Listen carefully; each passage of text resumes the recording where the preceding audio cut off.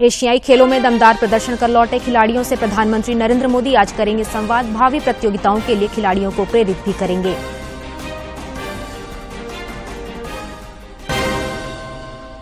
प्रदेश भाजपा अध्यक्ष बाबूलाल मरांडी का संकल्प यात्रा के क्रम में जमशेदपुर पहुंचने पर स्वागत। आज पुटका और जमशेदपुर पूर्वी तथा पश्चिमी विधानसभा क्षेत्र में करेंगे संकल्प सभा। मुख्यमंत्री हेमंत सोरेन ने हजरत कुतुबुद्दीन रिसालदार बाबा के दरगाह पर की चादरपोशी। राज्य के सर्वांगीण विकास और अमन चैन की मांगी दुआ।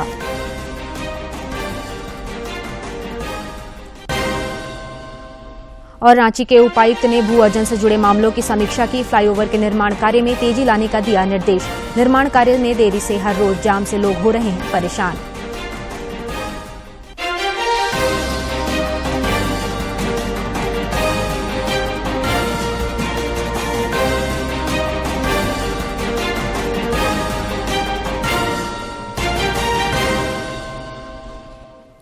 नमस्कार, खबरें झारखंड में आपका स्वागत है। मैं हूं कामिनी और अब समाचार विस्तार से। तंजानिया की राष्ट्रपति सामिया सुलुहु हसन को आज जेएनयू ने डॉक्टरेट की मानद उपाधि दी। इस मौके पर केंद्रीय शिक्षा मंत्री धर्मेंद्र प्रधान भी मौजूद थे।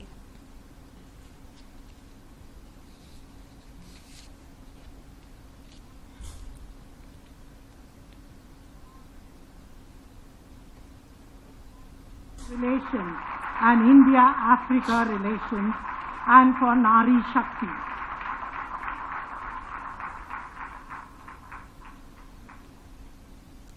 प्रधानमंत्री नरेंद्र मोदी आज एशियाई खेलों में दमदार प्रदर्शन कर स्वदेश लौटे खिलाड़ियों से संवाद करेंगे। इस दौरान श्री मोदी भावी प्रतियोगिताओं के लिए खिलाड़ियों को प्रेरित भी करेंगे। कार्यक्रम प्रधानमंत्री द्वारा एशियाई खेलों में एथलीटों की उत्कृष्ट उपलब्धि के लिए उन्हें बधाई देने और उन्हें भविष्य की प्रतियोगिताओं के लिए प्रेरित करने का एक प्रयास है। भारत ने 19वें एशियाई खेलों में 28 स्वर्ण पदक सहित कुल 107 पदक जीते। एशियाई खेलों में ये भारत का सर्वश्रेष्ठ प्रदर्शन है। कार्यक्रम में एशियाई खेलों के लिए भारतीय दल के एथलीट, उनके कोच, भारतीय ओलंपिक संघ के अधिकारी, राष्ट्रीय खेल महासंघों के प्रतिनिधियों सहित युवा कार्यक्रम और खेल मंत्रालय के अधिकारी भी भाग लेंगे। इधर एशियन गेम्स में स्वर्ण पदक विजेता भारतीय पुरुष हॉकी टीम और कांस्य पदक विजेता भारतीय महिला हॉकी टीम का कल देर रात स्वदेश पहुंचने पर स्वागत किया गया। इनमें झारखंड की सलीमा टेटे और बिगन सोए समेत अन्य खिलाड़ी शामिल थे।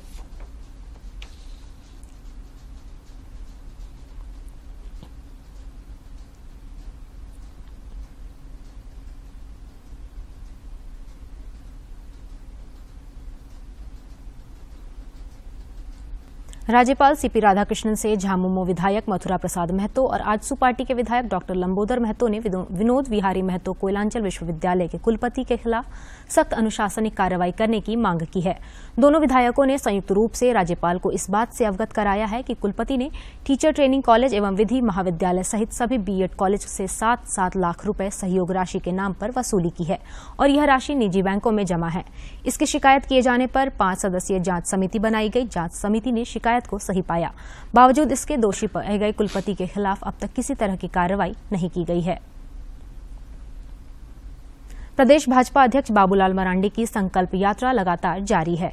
इसी क्रम में जमशेदपुर पहुंचने पर कल श्री मरांडी का भाजपा महानगर के जिला अध्यक्ष गुंजन यादव के नेतृत्व में कार्यकर्ताओं ने जोरदार स्वागत किया। वे संकल्प यात्रा के क्रम में आज पुटका और जमशेदपुर पूर्वी तथा पश्चिमी विधानसभा क्षेत्र में आयोजित संकल्प सभा को संबोधित करेंगे।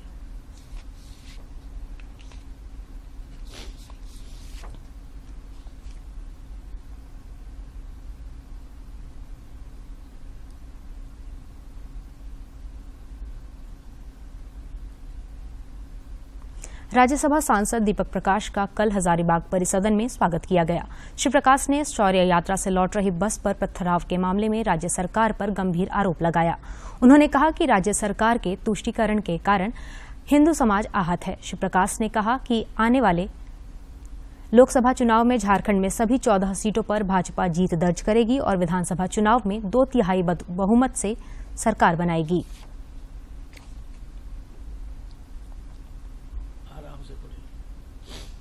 कि हर कार्यकर्ता को जिम्मेवारी तय की जाती है। हम जैसे सामान्य कार्यकर्ताओं को भी मध्य प्रदेश के बड़े भाग में जिम्मेवारी दी गई और मुझे विश्वास है कि वहाँ की जनता के जन समर्थन और वहाँ के कार्यकर्ताओं की मेहनत फूल कमल फूल। हजारीबाग जिले के कटकम साड़ी पिलावल ओपी थाना क्षेत्र में एक बस पर पत्थरबाजी और तोड़फोड़ के मामले में 80 नामजद और 200 से अधिक अज्ञात लोगों पर प्राथमिकी दर्ज की गई है। जिले के पुलिस अधीक्षक मनोज रतन चौथे ने बताया कि कुछ असामाजिक लोगों ने हजारीबाग की शांति व्यवस्था भंग करने की कोशिश की थी। कल रात में करीब 8:30 बजे के आसपास में पिलावल थाना क्षेत्र में कुछ बसेस जा रही थी, जिस बसेस में से कुछ लोगों ने मस्जिद के सामने गाड़ियों को रोक करके आपत्तिजनक नारा लगाने की सूचना हमें प्राप्त हुई है। उसी के एक तरह से एक रिएक्शन में वहाँ जो लोग उपस्थित थे उन्होंने बस पर पथराव किया है, जिसके चलते बस के शीशे वगैरह टूटे हैं और कुछ लोग उसमें इंजर्ड भी हुए हैं। हम लोगों ने दोनों तरफ के लोगों को आइडेंटिफाई कर लिया है। दोनों तरफ के जितने भी लोग इसमें शामिल हैं उन सभी के ऊपर नामजद अभियुक्त बनाते हुए प्राथमिकी हम लोग दर्ज कर रहे हैं। केंद्र सरकार ने उच्च न्यायालयों में जजों की नियुक्ति को लेकर कॉलेजियम के पास 70 नाम भेजे हैं। नवंबर 2022 से कानून मंत्रालय के समक्ष लंबित 70 नाम अब कॉलेजियम के पास आ गए हैं। कोर्ट उन पर काम कर रहा है और अक्टूबर की छुट्टियों से पहले इसे पूरा करने की कोशिश की जाएगी। इससे पहले सुप्रीम कोर्ट ने सिफारिश के लंबित रहने पर नाराजगी जताई थी। कोर्ट ने टिप्पणी की थी कि ये एक सकारात्मक सूचना है कि कानून मंत्रालय के पास लंबित उच्च न्यायालयों में नियुक्ति के लिए बड़ी संख्या में सिफारिशें अंततः कॉलेजियम को भेज दी गई हैं। ये कहना ठीक नहीं होगा कि अब ये कॉलेजियम के पास लंबित हैं, क्योंकि जवाब पिछले 2 दिनों में ही मिले हैं। कॉलेजियम जल्द से जल्द अपनी प्रक्रिया पूरी करेगी। केंद्र सरकार की योजनाएं धरातल पर उतरने से लोगों के जीवन में काफी बदलाव आ रहा है। आज हम आपको दिखा रहे हैं गढ़वा से प्रधानमंत्री आवास योजना के लाभार्थियों की कहानी। इस योजना के लाभार्थियों ने इसके लिए केंद्र सरकार का आभार जताया है। जब पहले माटी घर था तो उसमें पढ़ाई करते थे, बहुत मतलब बारिश होता था तब बहुत चूता था, रहने में दिक्कत भी हो रहा था। और जब पढ़ते थे तो फिर उधर ऊपर से पानी जब गिरता था तो उस पर बुक पर पड़ जाता था, पढ़ने में दिक्कत हो रहा था। जब मोदी जी के द्वारा आवास मिला तब पढ़ने में दिक्कत भी है, अरे मतलब बढ़िया है और रहने के लिए भी अच्छा है। रुजैसा खातून, भागोडी। मेरा नाम यासीन अंसारी, ग्राम भागोडी, पोस्ट भागोडी, थाना रमना, जिला गढ़वा के मैं रहने वाला हूँ। मुझे इससे पहले मिट्टी का मकान, खपरेल मकान था, जिससे कि बरसात के दिन में बारिश की वजह से बहुत तंगी हालत में रहते थे और ठंडी के समय में भी हम लोग को किसी तरह से बचना पड़ता था। धूप के समय में भी लू से बचना पड़ता था। आज प्रधानमंत्री आवास योजना हमें मिला है, जो कि मैं बना चुका हूं। अब इससे हमें बहुत पहले की अपेक्षा बहुत जो है कि राहत मिल रहा है। प्रधानमंत्री श्री नरेंद्र मोदी जी के धन्यवाद देता हूँ। पहले हम लोग झोपड़ी में रह रहे थे सर, झोपड़ी में रह रहे थे। आंधी बड़ेरा आता, उड़ जाता, खपार बरसात में खटिया मचिया हम लोग तीर के इन्हें रख रहे थे, इन्हें तीरते होने करते। और सरकार हमारे मोदी जी को बनने से, सरकार बनने से हम लोग को कितना सुविधा मिला कि हर कुछ मिल गया। आवास मिला, कॉलोनी मिलबे किया, सब कुछ हो गया। अब हम लोग पाका में छत में मजे का आराम से रह रहे हैं। तो मोदी जी के सरकार को हम धन्यवाद दे रहे हैं। फिर से सरकार बने, फिर से कुर्सी में बैठे। सरकार दिले बहने मेरे को सुख से रहा थी यार। अब घर माटी के रहे, अब पाका के हो गए। बहुत से गरीब तबके के हैं, जिसमें बहुत से लोग कच्चा जो मिट्टी का मकान था वो बहुत जर्जर था, बहुत कष्टदायक था। जो आज केंद्र सरकार के द्वारा जो प्रधानमंत्री आवास जो मिल रहा है, उन गरीबों को, उस परिवारों को दुख दर्द का एक हरण है और इससे बहुत सुख शांति मिल रही है। इसमें शौचालय का भी व्यवस्था है, बच्चे लोगों को 3-4 रूम का कमरा मतलब आवास है, उसमें पढ़ने लिखने पाठन की भी व्यवस्था हो जा रही है सुचारू रूप से। किचन वगैरह का भी व्यवस्था हो जाती है।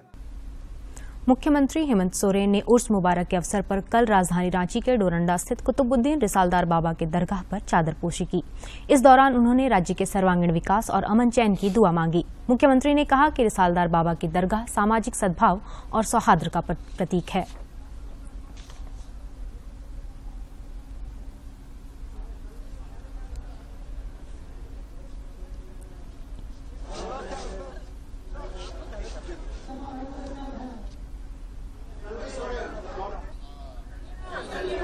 पहली बार कई एक बार आ चुके हैं। आज की इस मौसम राज्यवासियों को बहुत बहुत शुभकामनाएं और राज्यवासी। सूचना और प्रसारण मंत्रालय ने निजी एफएम रेडियो के लिए केंद्रीय संचार ब्यूरो सीबीसी विज्ञापन दरों को 7 वर्षों के बाद संशोधित किया है। श्रोताओं की संख्या के आधार पर स्टेशनों के लिए शहरों की दरों में भी उल्लेखनीय वृद्धि होगी। सितंबर 2023 में मंत्रालय द्वारा अनुमोदित नई दरों में दिसंबर 2015 से मार्च 2023 तक की अवधि के लिए बढ़ती लागत की गतिशीलता को ध्यान में रखते हुए आधार दर में 43% की वृद्धि शामिल है। एफएम रेडियो विज्ञापन 52 से बढ़कर 74 रुपए प्रति 10 सेकंड हो जाएगा। सकल आधार दर में वृद्धि से देश में वर्तमान में कार्यरत 400 से अधिक सामुदायिक स्टेशनों रेडियो स्टेशनों को लाभ होगा। आधार दर पर आगे बढ़ते हुए मंत्रालय ने शहरवार दरों की गणना के लिए मौजूदा मूल्य निर्धारण फॉर्मूले को जारी रखने का भी निर्णय लिया है। इस फॉर्मूले के आधार पर बढ़ी हुई आधार दर के साथ लगभग सभी निजी एफएम रेडियो स्टेशनों को अलग अलग प्रतिशत पर नई अनुशंसित दरों से लाभ होगा। एफएम स्टेशनों और सीबीसी के ग्राहकों दोनों के लिए मूल्य देना काफी हद तक उनके श्रोताओं पर निर्भर करता है। इस फॉर्मूले के आधार पर 106 स्टेशनों के लिए दरों में 100% की वृद्धि होगी, 81 स्टेशनों के लिए 50 से 100% की वृद्धि होगी और 65 स्टेशनों के लिए 50% से कम वृद्धि होगी, जिनके लिए श्रोता डेटा उपलब्ध। दिवंगत आर्च बिशप कार्डिनल तिलिस्फर पी टोपो का पार्थिव शरीर आज मांडर से रांची स्थित संत मारिया महागिरजाघर लाया जा रहा है। मांडर से रांची के पोरुलिया रोड तक उनके पार्थिव शरीर को लाने के दौरान जगह जगह उन्हें श्रद्धांजलि दी जा रही है। मांडर से उनका पार्थिव शरीर रांची स्थित संत मारिया महागिरजाघर पहुंचेगा। उनके सम्मान में लोयला मैदान में मिसा अर्पित की जाएगी। कल संत मारिया महागिरजाघर में उनके पार्थिव शरीर का दफन संस्कार होगा। इसे लेकर जिला प्रशासन की ओर से रांची शहर में अतिरिक्त पुलिस बल की तैनाती की गई है। रांची के उपायुक्त राहुल कुमार सिन्हा की अध्यक्षता में कल भू अर्जन संबंधी मामलों की समीक्षा हुई, जिसमें भारतमाला परियोजना, फ्लाईओवर निर्माण, गुमला पलमा परियोजना और नारो टिकरा टोली आरओबी परियोजना की समीक्षा की गई। इस क्रम में उपायुक्त ने फ्लाईओवर निर्माण कार्य में तेजी लाने का निर्देश दिया। उन्होंने कहा कि निर्माण कार्य में देरी से शहर में जाम की स्थिति उत्पन्न हो रही है, इसलिए समय सीमा निर्धारित कर निर्माण कार्य पूरा करें। साइबर अपराधियों के खिलाफ चलाए जा रहे राज्यव्यापी अभियान में पुलिस को एक और सफलता मिली है। कोडरमा पुलिस ने भी 9 साइबर अपराधियों को तिलैया थाना क्षेत्र के गांधी स्कूल रोड से गिरफ्तार कर करीब 35,000 रुपए नकद बरामद किए हैं। पुलिस अधीक्षक अनुदीप सिंह ने बताया कि गिरफ्तार अपराधियों के पास से 2 दर्जन से अधिक मोबाइल फोन और लेन देन के कई दस्तावेज भी बरामद किए गए हैं।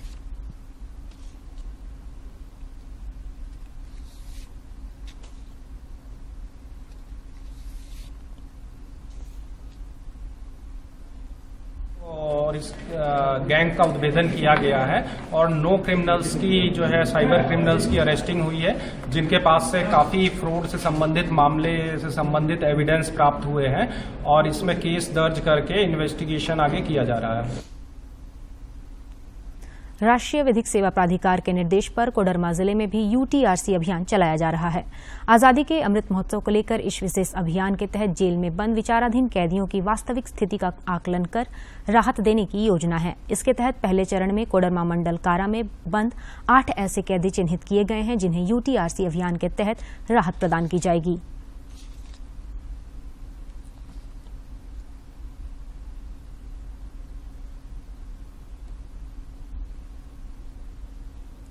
बंदी जो विचाराधीन हैं उनको अभिरक्षा से छोड़ने के लिए जो भी प्रक्रिया होगी उसे दिया गया है। इसमें इसकी अभी और हम लोगों के पास में मीटिंग होनी है 11-10-23 को, 18-10-23 को, 1-11-23 को और 8-11-23 को।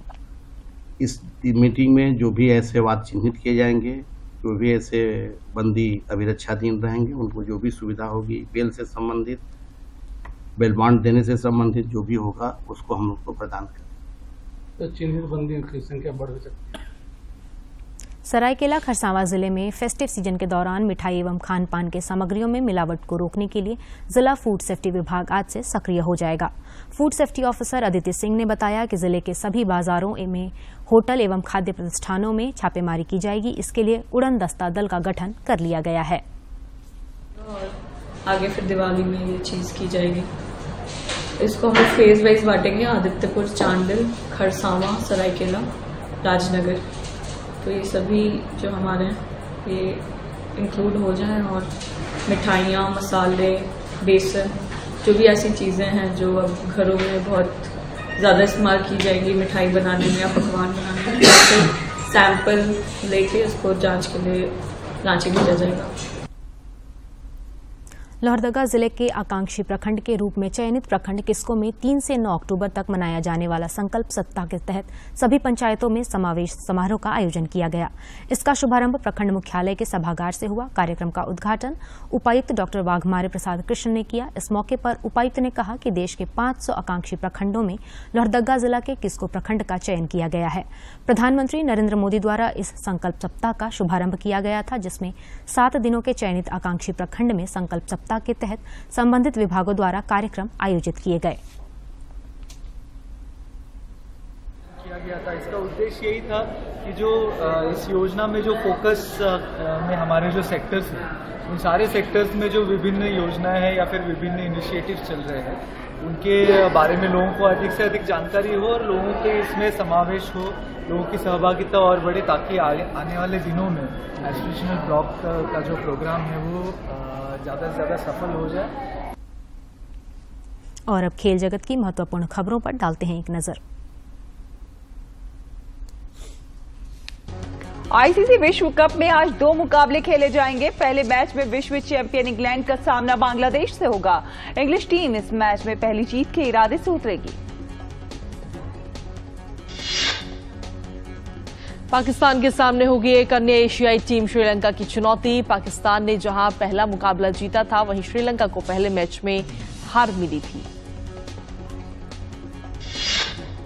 विश्व कप में न्यूजीलैंड ने जीत का सिलसिला बरकरार रखते हुए लगातार दूसरी जीत हासिल की। आज खेले गए मुकाबले में न्यूजीलैंड ने नीदरलैंड्स को 99 रनों से हरा दिया। पहले बल्लेबाजी करते हुए न्यूजीलैंड ने नीदरलैंड्स के सामने 323 रनों का लक्ष्य रखा था। जवाब में नीदरलैंड्स की टीम 46.3 ओवर में 223 रन ही बना पाई। अफगानिस्तान के खिलाफ होने वाले मुकाबले से पहले भारतीय टीम को झटका लगा है। बुखार से उभर रहे शुभमन गिल अफगानिस्तान के खिलाफ मुकाबले से भी बाहर हो गए हैं। बीसीसीआई ने इसकी पुष्टि की है। टीम इंडिया के बल्लेबाज शुभमन गिल टीम के साथ दिल्ली नहीं आए हैं। शुभमन चेन्नई में ही रुकेंगे और मेडिकल टीम की निगरानी में रहेंगे। वो चेन्नई में ऑस्ट्रेलिया के खिलाफ मैच में भी नहीं खेल पाए थे। भारतीय क्रिकेट टीम 11 अक्टूबर को अफगानिस्तान के खिलाफ विश्व कप के अपने दूसरे मैच के लिए दिल्ली पहुंच गई है। टीम इंडिया ने पहले मैच में ऑस्ट्रेलिया को हराकर जीत के साथ आगाज किया है।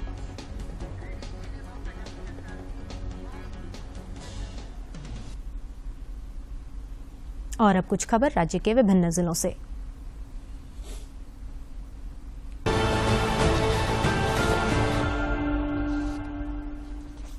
मुख्यमंत्री हेमंत सोरेन से पुलिस मुख्यालय में पदस्थापित पुलिस महानिरीक्षक सह पुलिस महानिरीक्षक प्रशिक्षण मनोज कौशिक ने मुलाकात की। इस दौरान उन्होंने पुलिस महानिदेशक अजय कुमार सिंह की ओर से मुख्यमंत्री को हजारीबाग स्थित पुलिस अकादमी में आयोजित पासिंग आउट परेड में शामिल होने के लिए आमंत्रित किया। खूंटी सदर प्रखंड के तिरला पंचायत के तुड़ंगकेल गांव के दर्जनों महिला पुरुष जन वितरण प्रणाली की दुकान से कम राशन मिलने की शिकायत लेकर समाहरणालय पहुंचे और जिला आपूर्ति पदाधिकारी को ज्ञापन सौंपा। बोकारो जिले के जरेडी प्रखंड के टाण मोहनपुर पंचायत निवासी अमरदीप लहेरी की पत्नी रिंकी देवी का शव बेरमो विधायक कुमार जयमंगल की पहल पर मुंबई से जैना मोड़ स्थित घर पहुंचा। रिंकी देवी का इलाज मुंबई के कैंसर अस्पताल में चल रहा था, जहां इलाज के क्रम में उसकी मौत हो गई थी। खूंटी जिले के उपायुक्त लोकेश मिश्रा ने मारंगगोम के जयपाल सिंह मुंडा के पैतृक गांव टकरा का दौरा किया। इस दौरान उपायुक्त ने टकरा ग्राम में लघु सिंचाई विभाग द्वारा क्रियान्वित योजनाओं का निरीक्षण किया और संबंधित अधिकारी को उचित कार्य योजना के आधार पर कार्य करने का निर्देश दिया। इस मौके पर परियोजना निदेशक आईटीडीए संजय भगत भी मौजूद थे। लातेहार पुलिस ने सड़क लुटेरा गिरोह का खुलासा करते हुए गिरोह में शामिल सभी 7 अपराधियों को गिरफ्तार किया है। पुलिस ने इनके पास से एक देसी पिस्तौल, 3 जिंदा गोली समेत अन्य सामान भी बरामद किया है। गिरफ्तार सभी अपराधी लातेहार के रहने वाले हैं। लोहरदगा जिले के आकांक्षी प्रखंड के रूप में चयनित प्रखंड किस्को में 3 से 9 अक्टूबर तक मनाया जाने वाला संकल्प सप्ताह समावेश सम्मेलन अंतर्गत किस्को प्रखंड मुख्यालय एवं सभी पंचायतों में समावेश समारोह का आयोजन किया गया। इसका शुभारंभ प्रखंड मुख्यालय के सभागार से किया गया। बोकारो जिले के चंदनकियारी प्रखंड के बरमसिया ओपी क्षेत्र के दामूडीह पंचायत के चोड़िया भिट्ठा गांव के ग्रामीणों ने एक बालू लदा ट्रैक्टर को पकड़कर बरमसिया ओपी पुलिस के हवाले कर दिया। इस दौरान ग्रामीणों ने आधा दर्जन भंडारण किए गए बालू के टीलों को जब्त कर पुलिस से कार्रवाई की मांग की। जिला खनन पदाधिकारी ने खूंटी, कर्रा और तोरपा प्रखंड अंतर्गत पत्थर खनन लीजधारियों का पट्टा प्राप्त होने के बाद उपायुक्त के निर्देश पर पत्थर खदान में वर्णित भूमि की जांच की। इसके लिए प्रखंडवार पदाधिकारियों और कर्मचारियों की प्रतिनियुक्ति की गई है। रांची जिले के रातू थाना क्षेत्र से पुलिस ने छापेमारी कर 3 मटका खेलने वालों को गिरफ्तार किया है। गिरफ्तार आरोपियों में इरशाद अंसारी, राजेश गोप, राजू साहू शामिल हैं। इनके पास से मटका खेलने का सामान, chart paper, copy, 8 bike, 1 mobile phone और 1785 रुपए बरामद किए गए हैं। दुमका जिले के अपराध की योजना बना रहे 2 अपराधियों को हंसडीहा पुलिस ने पिस्तौल और 3 जिंदा कारतूस के साथ गिरफ्तार किया है।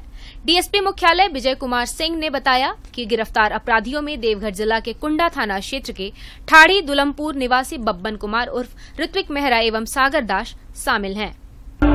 खूंटी के उपायुक्त लोकेश मिश्र ने सदर अस्पताल में निर्माणाधीन थैलीसीमिया डे केयर सेंटर का निरीक्षण किया। इस दौरान उन्होंने civil surgeon doctor Nageshwar Manjhi को थैलीसीमिया डे केयर सेंटर के निर्माण कार्य जल्द पूरा करने का निर्देश दिया।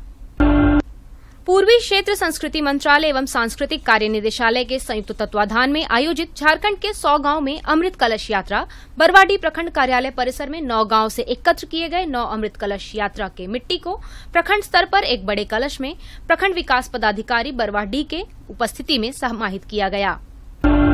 लोहरदगा जिले में मारवाड़ी युवा मंच द्वारा महावीर विकलांग सहायता समिति के सहयोग से 2 दिवसीय निःशुल्क कृत्रिम अंग प्रत्यारोपण शिविर का आयोजन किया गया। इस दौरान 55 लोगों को सुनने की मशीन और 10 लोगों को बैसाखी उपलब्ध कराई गई।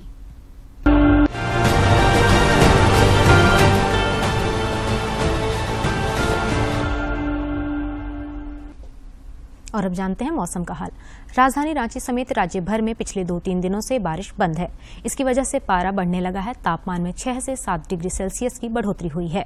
मौसम वैज्ञानिकों के अनुसार झारखंड से मानसून की लगभग विदाई हो चुकी है। 1-2 दिनों में मौसम विभाग इसकी आधिकारिक सूचना जारी कर देगा। विधायक सरयू राय ने कहा है कि राज्य में कोरोना काल में जिस तरह स्वास्थ्य विभाग की पोल खुल गई थी, उसी तरह अभी पूर्वी सिंहभूम में महामारी की तरह डेंगू बुखार ने स्वास्थ्य विभाग की पोल खोल दी है। उन्होंने आरोप लगाया कि जिस क्षेत्र में झारखंड के स्वास्थ्य मंत्री आते हैं, पूरे झारखंड में इस क्षेत्र में सबसे ज्यादा डेंगू के मरीज हैं और सबसे अधिक मौतें पूर्वी सिंहभूम जिले में ही हुई है। उन्होंने कहा कि राज्य सरकार डेंगू को गंभीरता से नहीं ले रही है, इसी कारण सबसे ज्यादा पूर्वी सिंहभूम जिले में मौत हुई है। जैसे कोविड में कलई खुली थी, उसी तरह से डेंगू में कलई खुल गई। केवल अखबार में ही लोग सरकार का नहीं दूसरे का बयान पढ़ते हैं कि डेंगू 3-4 तरह का हो गया है। और किस तरह का डेंगू है, कौन लक्षण हो तो क्या करना चाहिए, क्या सावधानी रखनी चाहिए। अगर जमशेदपुर में विजया गार्डन में किसी के यहाँ पानी मिल गया, लार्वा मिल गया उस पानी में, तो उस पर फाइन हो जाएगा। डीसी ऑफिस के छत पर सारे खुले हुए टैंक हैं, तो उस पर कुछ नहीं होगा। तो जनता के लिए अलग पैमाना रहेगा डेंगू में, और अधिकारियों के लिए, मंत्रियों के लिए अलग पैमाना रहेगा। तो इसका मतलब कि लोग डेंगू को गंभीरता से नहीं ले रहे हैं। और अब बात कारोबार जगत की।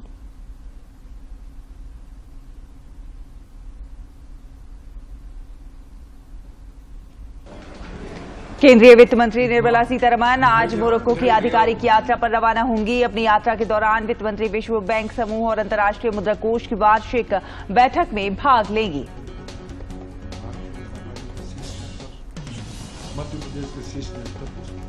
आभार मानता हूं। केंद्रीय मत्स्य पालन, पशुपालन और डेयरी मंत्री पुरुषोत्तम रूपाला आज कोची में 16वीं कृषि विज्ञान कांग्रेस का उद्घाटन करेंगे।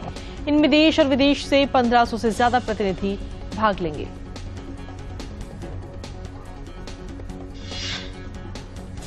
भारत पेरू व्यापार समझौते के लिए वार्ता का एक विशेष चरण वर्चुअल माध्यम से आज आयोजित हो रहा है।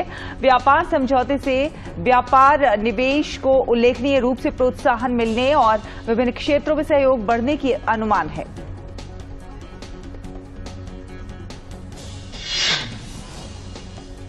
पश्चिम एशिया में इजराइल और हमास के बीच संघर्ष के कारण भारत के रत्न और आभूषण निर्यात के लिए परेशानी बढ़ सकती है। इस क्षेत्र में भारत पहले से ही चुनौतियों का सामना कर रहा है, क्योंकि इजराइल को सामान निर्यात करने में लागत बढ़ सकती है। इजराइल हमास युद्ध के फैलने से तेल की कीमतों में बढ़त हो सकती है। सितंबर में एक साल के उच्चतम स्तर $97 प्रति बैरल को छूने के बाद पिछले हफ्ते की कीमतों में तेज गिरावट दर्ज हुई थी।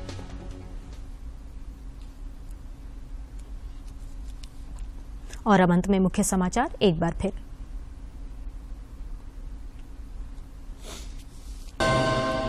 एशियाई खेलों में दमदार प्रदर्शन कर लौटे खिलाड़ियों से प्रधानमंत्री नरेंद्र मोदी आज करेंगे संवाद। भावी प्रतियोगिताओं के लिए खिलाड़ियों को प्रेरित भी करेंगे।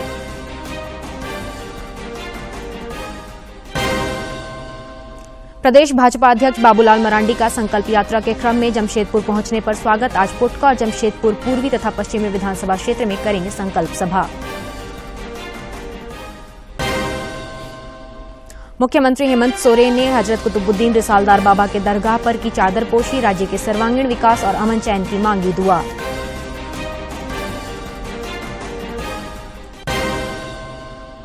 और रांची के उपायुक्त ने भू अर्जन से जुड़े मामलों की समीक्षा की। फ्लाईओवर के निर्माण कार्य में तेजी लाने का दिया निर्देश। निर्माण कार्य में देरी से हर रोज जाम से लोग हो रहे हैं परेशान।